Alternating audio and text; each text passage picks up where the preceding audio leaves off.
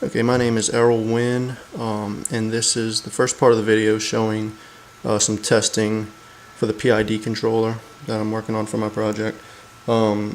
So what we're looking at here is the actual pretty much the PID controller, the sensing units on the very left. This is obviously just a test board, a little breadboard that I plug the components into just to make sure everything will work. I'm running on two 9-volt batteries to power the op amps. This is the circuit diagram pulled up on the computer. Here's a snapshot from a screenshot from Multisim.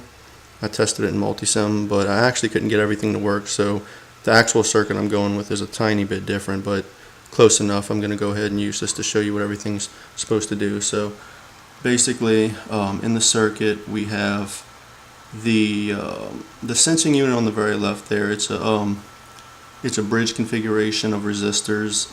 You can see at the very top left, that's a 2.2 k ohm thermistor that has a negative temperature coefficient. As temperature rises, the resistance decreases. So that's the basis of how I'm going to sense temperature here.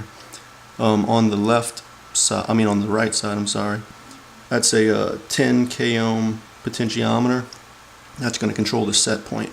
Because what we want to do here is create a difference between the process variable and the set point.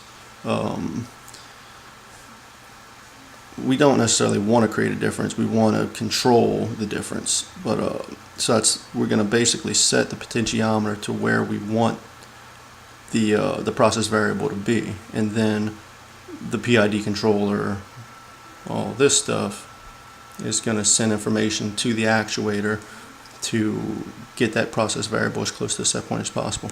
Okay, so the idea basically,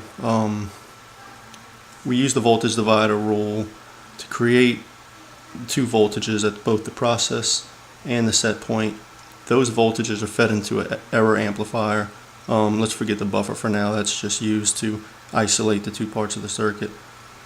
So the error amplifier is just a basic differential amplifier that takes two inputs, the process variable and the set point, and outputs the difference between the two. So that's how we calculate how far our process variable is from the set point. So that's the basis of what I'm going to show here. I'm going to show how we're taking a process variable from a thermistor, which the physical thermistor is this white cable. It's connected on the board, this white wire. Let's see, where is it? And it's right here. Okay, so this is a thermistor. Let's see if I can get it in the camera. Here we go. That's a thermistor. It's just a little resistor that, as it heats up, the resistance goes down. That's all. And this is the physical board. So these two resistors are these two resistors here, the two 1 k ohm resistors.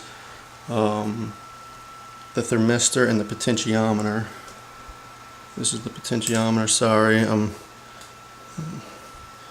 a little bit close here, so everything looks like it's blown up. The first op amp there is the buffer. The second op amp is the error amplifier.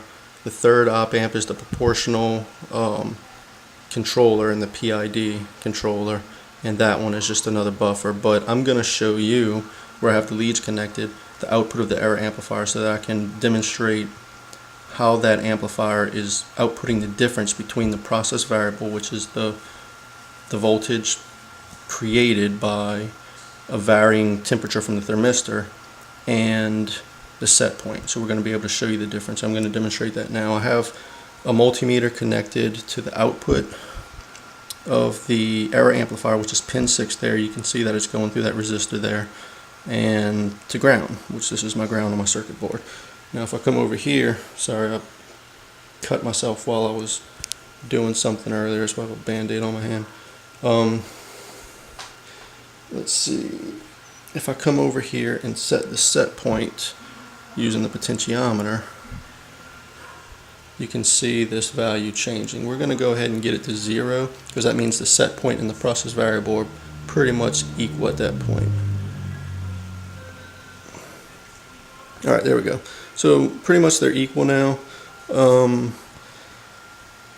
again, just to reiterate, the whole point of this is that signal is going to eventually make its way to a heat lamp, and that heat lamp, based on the varying output from the error amplifier, is going to either intensify or it's going to dim down to keep the temperature in my project at at whatever we set the set point to. So basically what I'm controlling is like a proportional thermostat, whereas most households have an on-off thermostat. This would be a more accurate proportional thermostat.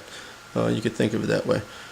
So now that the set point is set to the process variable, if I come to the process variable, if I come to the thermistor here, and if I put my hand on it to heat it up with my own body temperature, we can see over here that the voltage being output is going up, and it looked like it went to a constant 0.5 volts, which is pretty significant. That's definitely something that my circuit could recognize.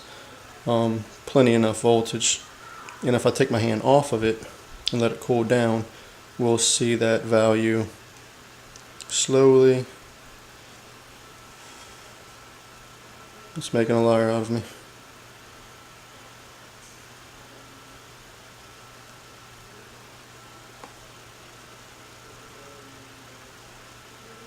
Okay, there we go.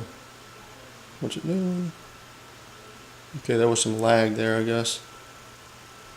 It's falling back to 0, slowly but surely.